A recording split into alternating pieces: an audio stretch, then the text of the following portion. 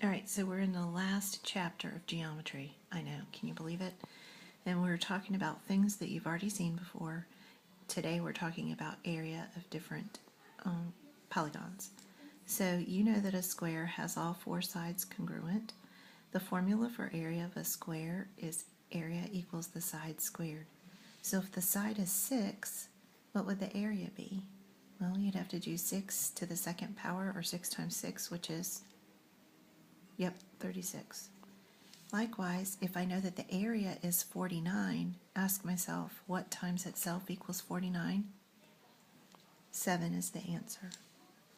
A rectangle is a special kind of square, and we find the area of the rectangle by doing the base times the height.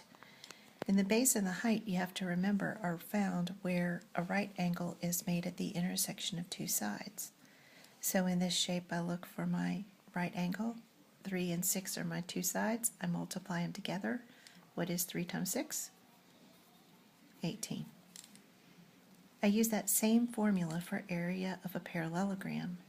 The properties of quadrilaterals tell you that a parallelogram does not have necessarily right angles at the corners, but it has two pair of opposite sides that are parallel and congruent.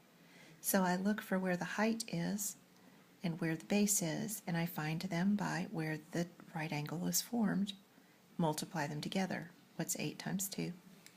16. In this particular parallelogram, the height is formed by dropping a perpendicular to the exterior of the parallelogram. I know that my base is 7, my height is 4.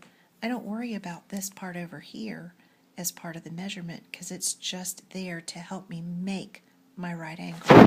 7 times 4 is 28.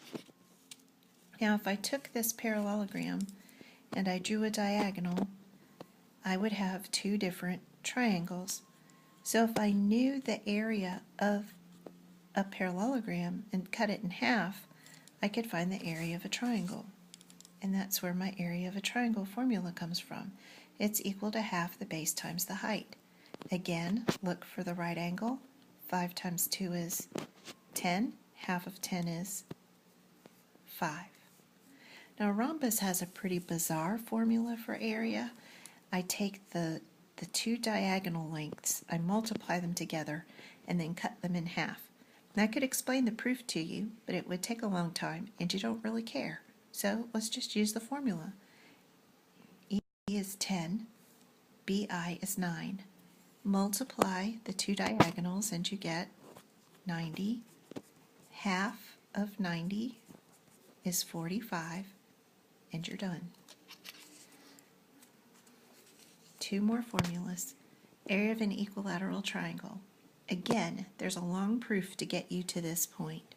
We're just going to apply the formula. Since all three sides are the same, I'm going to take my side and square it. 12 squared is 144. Square root of 3 over 4. And I have to simplify this bad boy. 4 goes into 144 38 times. Sorry, it took me that long to figure it out on the square root of 3. Last one, area of a trapezoid. Area equals half of the height times the sum of the bases. 6 plus 10 is 16. Height is 4. Multiply times a half. Half of 4 is 2. 2 times 16 is 32. The only thing that's missing from all of these problems are units. If this was centimeters, then my units would be centimeters to the second power, because when I'm talking about area, I'm talking about square units. Make sure that you always include the exponent. When you go to take standardized tests, they would give you 32 centimeters squared, and they'd expect that you'd know that the area is the one with the exponent of 2. Time to do your assignment.